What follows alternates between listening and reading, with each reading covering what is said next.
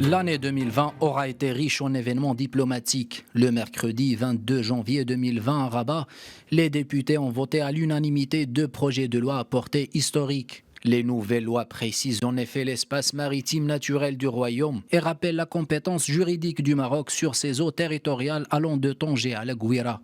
Loin de la capitale sur la scène internationale, la diplomatie marocaine poursuit sa percée.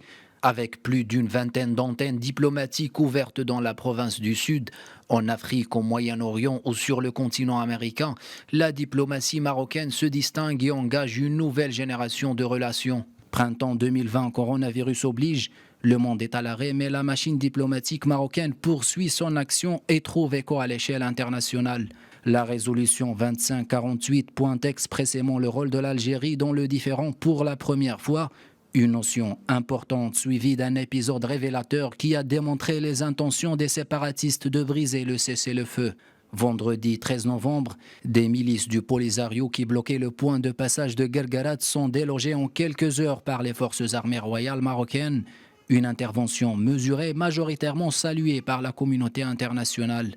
Le mois de décembre restera aussi et surtout marqué par l'annonce historique des États-Unis, une annonce qui a fait grincer les dents des ennemis de l'intégrité territoriale marocaine, en reconnaissant la souveraineté pleine et entière du Royaume sur son Sahara et avec l'ouverture prochaine d'un consulat à Dakhla.